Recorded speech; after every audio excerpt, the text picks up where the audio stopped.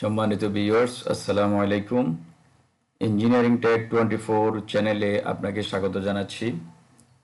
আজকে আমাদের আলোচ্য বিষয় হলো 7 সেগমেন্ট এলইডি ডিসপ্লে। অর্থাৎ 7 সেগমেন্ট এলইডি ডিসপ্লে কি, দেখতে কেমন, 7 সেগমেন্ট এলইডি ডিসপ্লেগুলো কত প্রকারের হয়ে থাকে, common anode, common cathode, 7 segment ডিসপ্লেগুলো চেনার উপায়, সার্কিটে কিভাবে আমরা 7 সেগমেন্ট এলইডি ডিসপ্লেকে সংযোগ করব, এবং 7 সেগমেন্ট এলইডি ডিসপ্লেগুলো কিভাবে কাজ করে, আউটপুট দেখতে কেমন, আউটপুটে ডেসিমেল সংখ্যাগুলো কিভাবে দেখা যাবে, এবং সর্বশেষ 7 সেগমেন্ট এলইডি ডিসপ্লেগুলো কোথায় কোথায় ব্যবহার হয়। তো চলুন ভিডিওটি শুরু করা যাক। প্রথমে আমরা যেটা জানবো 7 সেগমেন্ট এলইডি ডিসপ্লে কি। 7 সেগমেন্ট এলইডি ডিসপ্লে একটি ইলেকট্রনিক্স ডিভাইস, ডিসপ্লে ডিভাইস, যার 7টা সেগমেন্টে বাইনারি ইনপুট প্রদান করার মাধ্যমে আমরা আউটপুটে ডেসিমেল সংখ্যাগুলো আমরা দেখতে পাই। যেমন 0 থেকে 9 পর্যন্ত যে ডেসিমেল সংখ্যাগুলো আছে সেগুলোই মূলত 7 সেগমেন্ট ডিসপ্লেতে প্রদর্শিত হয়ে থাকে। তো এরপরে আমরা জানবো যে 7 সেগমেন্ট ডিসপ্লেগুলো কত প্রকারের হয়ে থাকে। সাধারণত 7 সেগমেন্ট ডিসপ্লেগুলো দুই প্রকারের হয়। এক প্রকারের নাম হচ্ছে কমন অ্যানোড টাইপ এবং দ্বিতীয় প্রকার হচ্ছে common cathode type. Common anode যেটা, সেখানে একটা জিনিস যদি আপনারা একটু লক্ষ্য করেন, কমন অ্যানোডে সকল এলইডি সেগমেন্টগুলো, এলইডির যে সেগমেন্ট যেগুলো আছে সেগুলোর পজিটিভ প্রান্ত বা অ্যানোড প্রান্ত কমন অবস্থায় আছে। তার উপরে এর নামকরণ করা হয়েছে কমন অ্যানোড টাইপ। আর দ্বিতীয় প্রকার যেটা আমরা বলছি যে কমন ক্যাথোড টাইপ, সেখানে কিন্তু একটু লক্ষ্য করলে দেখা যাবে যে এলইডি সেগমেন্টগুলোর এলইডির নেগেটিভ যে পয়েন্টটা বা ক্যাথোড যে প্রান্তটা সেটা কমন করা হয়েছে এবং সেখানে কমন করে আমরা নেগেটিভ সংযোগ প্রদান করে থাকি। যেহেতু নেগেটিভ প্রান্তটা কমন করা হয়েছে সেহেতু তার উপরে নামকরণ করা হয়েছে common cathode type segment display. এরপরে আমরা যেটা জানবো সেটা হচ্ছে কিভাবে আমরা কমন অ্যানোড, কমন ক্যাথোড, অর্থাৎ একটা 7 সেগমেন্ট ডিসপ্লে এটা কি কমন অ্যানোড টাইপ না কমন ক্যাথোড টাইপ, কিভাবে আমরা বুঝবো। এখানে চিত্রের মাধ্যমে আমি দেখানোর চেষ্টা করেছি, বোঝানোর চেষ্টা করেছি। যেমন কমন অ্যানোড যে ডিসপ্লে, সেখানে দেখেন যে পজিটিভ প্রান্ত অর্থাৎ এলইডির পজিটিভ প্রান্তগুলোকে কমন করে সেখানে আমরা পজিটিভ সাপ্লাই দিয়েছি এবং এলইডির ক্যাথোড যে প্রান্ত সেখানে আমরা নেগেটিভ সংযোগ দিব। অর্থাৎ এক কথা, কমন অ্যানোডে আমাদের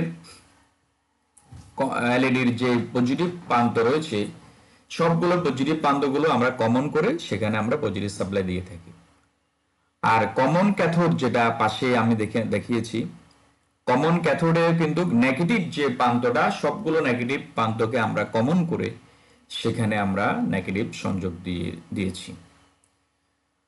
এখানে একটু লক্ষ্য করলে যেমন কমন ক্যাথোড ডিসপ্লেতে নেগেটিভ প্রান্ত সবগুলোই কিন্তু কমন করে আমরা নেগেটিভের সাথে সংযোগ দিয়েছি। আর এ পাশে যে এ বি সি যে লেখা আছে এটা হচ্ছে এলইডির পজিটিভ প্রান্ত, সেখানে আমরা পজিটিভ সাপ্লাই দিব। আর এর মাধ্যমে আমাদের 7 সেগমেন্টগুলো অ্যাক্টিভ হবে। আমরা চাইলে পাওয়ার সাপ্লাই দিয়েও সেটা যাচাই বাছাই করে দেখতে পারি। এরপর আমরা দেখব যে 7 সেগমেন্ট এলইডি ডিসপ্লেগুলো কিভাবে সার্কিটের সংযোগ করা হয়। তো এখানে আমি কমন অ্যানোড টাইপের একটি 7 সেগমেন্ট ডিসপ্লের সংযোগ চিত্র দেখিয়েছি। যেহেতু এটি কমন অ্যানোড টাইপ সেহেতু সকল অ্যানোড পয়েন্টকে কমন করে এখানে 5 ভোল্ট সাপ্লাই দেওয়া হয়েছে।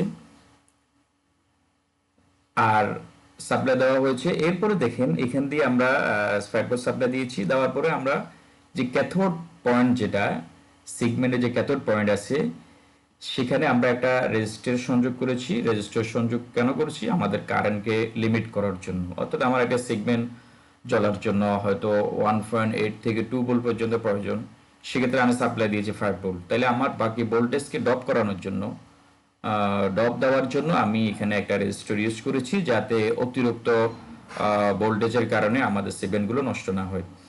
তো এখানে দেখুন যে এই পয়েন্টে আমি রেজিস্টর ইউজ করেছি, এরপর এখানে একটা সুইচ ইউজ করেছি। এই সুইচ যখন আমি অন করব, তো আমার অন করার মাধ্যমে সিগমেন্টের যে ক্যাথোড পয়েন্ট আছে, সেই পয়েন্টটি আমার নেগেটিভ পয়েন্টের সাথে যুক্ত হবে। অনুরূপভাবে বাকি যে সিগমেন্টগুলো আছে, আমরা সুইচ যখন অন করব, যেই সিগমেন্টের সুইচ অন করব, তো সেটি আমাদের নেগেটিভ পয়েন্টের সাথে যুক্ত হবে। যেহেতু আমাদের পজিটিভ, এটা পজিটিভ কমন করা আছে, অ্যানোড পয়েন্টটা কমন করা আছে, সুতরাং নেগেটিভ পয়েন্টটা শুধুমাত্র সুইচের মাধ্যমে আমাদের নেগেটিভ পয়েন্টে যুক্ত হবে। আচ্ছা, এখন আমি যদি একটু লক্ষ্য করুন, আমি যদি এখন শূন্য, অর্থাৎ শূন্য, এই শূন্যকে আমি ডিসপ্লেতে দেখতে চাই, সেক্ষেত্রে আমাকে অ্যাক্টিভ রাখতে হবে A segment, B segment, F segment, E segment, D segment এবং সি সিগমেন্ট। শুধুমাত্র জি সিগমেন্টটা আমার অফ থাকবে। তো যেহেতু আমাদের প্রত্যেকটা সেগমেন্টের অ্যানোড পয়েন্টটা কমন করা আছে এবং সেখানে 5 ভোল্ট সাপ্লাই আমাদের দেওয়া আছে, শুধু নেগেটিভ যেই ক্যাথোড যে পয়েন্টটা, সেটা সুইচের মাধ্যমে আমরা সংযোগ করব। তাহলে আমার এখানে শুধু যদি আমি শূন্য দেখাতে চাই, তাহলে শুধু জি যে সিগমেন্টটা আছে সেটা আমাকে অফ রাখতে হবে। তাহলে সেক্ষেত্রে কি করতে হবে? আমার সকল সুইচ অন করে দিতে হবে, শুধুমাত্র জিতে যেই সুইচটা আছে, যেমন এই যে জিতে জি যে সুইচটা আছে সেটা আমাকে অফ রাখতে হবে।